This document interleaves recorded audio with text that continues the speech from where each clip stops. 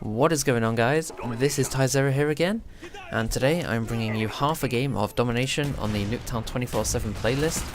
And the reason I'm only bringing you half a game is because the second half I just continually die, and I end up with about only 19 kills more than the first half of this game. So as you can see, I'm going on a complete rampage here, and I'm using the MPL rapid fire with hardline, sleight of hand and tactical mask.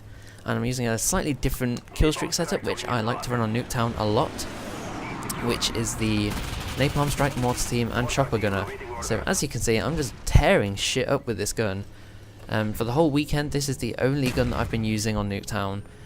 It is absolutely insane, and I really recommend that you try it out. And I've had a lot of kills with it and success.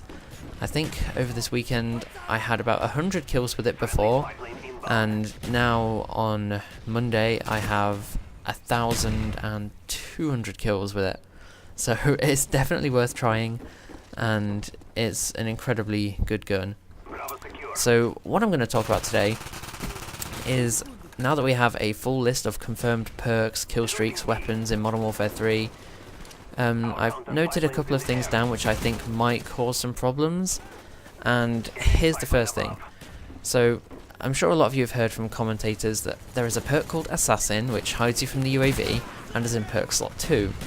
Now, the thing which I don't understand about this is that in perk slot 1 there is a perk called Blind Eye which hides you from kill streaks. So because they're in separate perk slots, you can have them both on at the same time, and you can be a ghost who just hides from everything. And I'm pretty sure that this is going to be a huge problem, especially as a lot of the people who went to COD XP said that almost everyone ran Assassin. So kind of a counter which I think that could solve this is that in perk slot 1 you have sleight of hand, which is faster reloading, and you have blind eye, which hides you from kill streaks. And then in perk slot 2 you have assassin, which hides you from the UAV, and a perk called quick draw, which is faster aim down sight. Now what I thought was that you should swap blind eye with quick draw, so that in perk slot 1 you have to choose between faster reloading with sleight of hand or faster aim down sight with quick draw, and then in perk slot 2 you have to choose between hiding from kill streaks with blind eye or hiding from the UAV with assassin. Now this brings me on to my second point, which is also linked to assassin, which is the point streak I should have said earlier.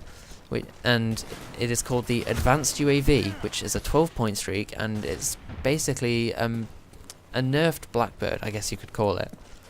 So it's just like the UAV, it sweeps every 3 seconds, and that little green line comes across, and it brings up enemies. Now the Advanced UAV brings them up as red arrows, just like the Blackbird does. So you can see the direction they're moving in, but it's not in real time. And one huge vital mistake that Infinity Ward made is that the Advanced UAV does not pick up assassins. Now, I don't know about you, but that just sounds incredibly stupid to me. The reason I use the Blackbird on Black Ops is because it picks up the ghost, which I normally wouldn't be able to get, and it stops them from getting up behind me and killing me like bitches. So I honestly don't know why they made the Advanced UAV miss out assassins, and it just really baffles my mind, to be honest. So I think that the Advanced UAV should definitely pick up assassins. It's almost a must. So moving on to my next point, this is about the air support and how easy or difficult it should be to take down. So in Black Ops, the chopper gunner and the gunship both have one flare. That means it takes one rocket to get rid of the flare and a second rocket to take down the actual helicopter. And I've always thought that it's a bit unfair that the gunship has only ever had one flare and not two, because it's much harder to acquire than the chopper gunner. But anyway, in terms of Modern Warfare 3, at a 7-point streak you have the attack helicopter, and I think this should have one flare, just like it did in Modern Warfare 2 and Black Ops. Then at a 9-point streak there's the Reaper. Now this basically fires down Predator missiles, and I think this should also have one flare. Then at a 12-point streak you can have the Payflow. And since this is a heavily armoured assault helicopter, I think that it should take 2 hits to take down, but have one flare as well. Then also at 12 we have the AC-130, which I think should have 2 flares. And then at a 17-point streak you have the Osprey gunner, and at an 18-point streak you have the Escort airdrop. And I think that both of these should have 3 flares.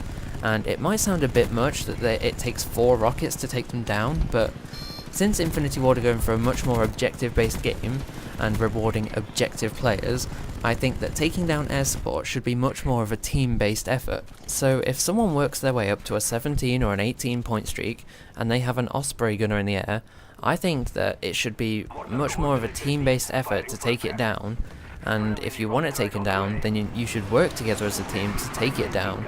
I don't think it should be a one-man job where you can just switch to Ghost, Sleight of Hand and a Strela missile, and just lock on, shoot, reload, lock on, shoot, and it's gone. Because personally, I think that's just a bit ridiculous.